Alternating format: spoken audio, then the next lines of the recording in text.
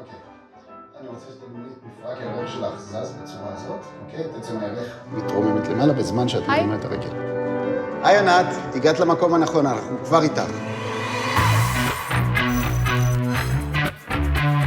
הקשר בין הגוף למוח הוא לא חדש, גם אם אנחנו עדיין ממש רחוקים מלהבין אותו.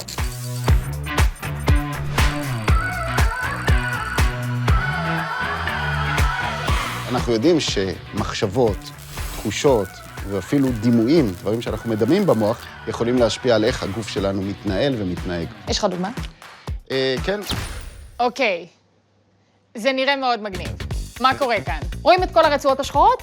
הן עוזרות לנו למדוד בדיוק מה קורה למתעמלת בגוף. בוא נבקש ממישל לעשות איזושהי תנועה מאוד בסיסית. בבקשה. ועכשיו תנסי לעשות את אותו דבר, כשבראש שלך הדימוי של עמוד השדרה שלך סטיף, לוקשה, כמו הפלסטיק הזה. איך זה הרגיש? יותר קשה, קושי, בעיקר בגמישות שהייתה לי מקודם, עכשיו לא הייתה. רגע, זה לא יכול להיות שהגוף שלנו משנה את עצמו רק בגלל מילים כאלה או אחרות שאנחנו אומרים. נכון, זה די מדהים, וזה מה שאנחנו חוקרים פה במעבדה. איך בעזרת מחשבה או דימוי מסוים אנחנו יכולים לשנות אלמנטים של תנועה, טווח תנועה, גמישות של תנועה, quality, איכות של תנועה. את השינוי אי אפשר לראות הרבה פעמים בעיניים שלנו, אבל המכשירים מוכיחים את זה. דרך המחשב אחר כך אנחנו יכולים לגשת לאבטר של המתעמלת ולזהות האם היו הבדלים בתנועה עם ובלי הדימוי. אז איך בכלל הגעת לקונספט הזה של להתאמן עם דימוי מנטלי?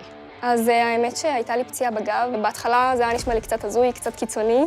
לא חשבתי שזה באמת יעזור, וראיתי שעם הזמן שאני באמת מתרגלת את זה וחושבת על זה, אני באמת ראיתי שזה עוזר גם לכאבים, גם בתנועות, גם בחשיבה, את פתאום חושבת שונה, יוצא דופן. בסופו של דבר זה היה מדהים. דוקטור אברהם עבד עם נבחרת ישראל בהתעמלות אומנותית, עם הבלט הלאומי של רוסיה ועם להקת אלווין איילי. הוא הגיע לתחום שנקרא דימוי מנטלי דרך השטח, באמצעות המורה שלו בעבר והקולגה בהווה, אריק פרנקלין. הגישה של אריק פרנקלין נלמדת היום במגוון אקדמיות וגופים בעולם, כולל בית ספר לאומנויות ג'וליארד בניו יורק, ומה שאני רציתי לעשות זה לקחת את השיטה היישומית הזאת, הפרקטית, ולבדוק אותה מבחינה מחקרית, כולל היישומים בשיקום, במניעת פציעות ושיפור ביצועים בספורט ובמחול. כאן באוניברסיטת אריאל אנחנו בעצם בנינו מעבדה שהיא ייחודית, שמאפשרת לנו להסתכל על מגוון אוכלוסיות ומגוון תופעות, חולי פרקינסון, אנשים לאחר אירוע מוחי, אנשים שעברו קטיעה של גפה, רקדניות, רקדנים וספורטאים. אז איך דימוי מנטלי עובד? שאלה טובה.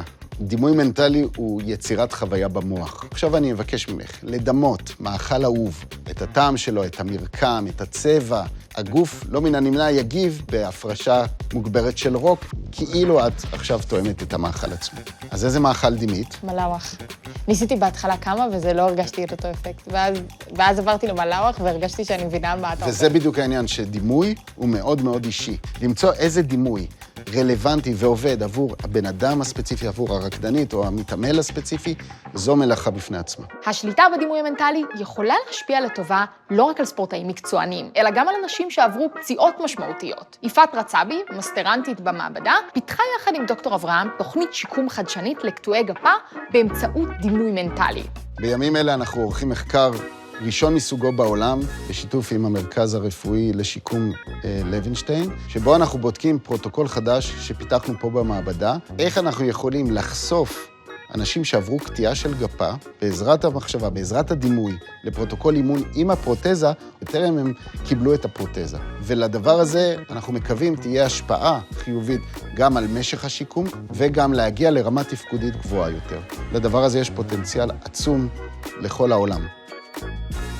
הכוח הגדול של המוח שלנו והקשר בין הגוף למוח הוא קשר שעולם המחקר עדיין ממשיך להבין את החשיבות שלו. והוא פותח לנו פתח לכל כך הרבה דברים שנוכל עוד לחקור ולגלות. אני חושב שיש לנו פוטנציאל גדול להשפיע לחיוב גם על אימונים וגם על תחום הפיזיותרפיה. אבל הדרך עוד ארוכה.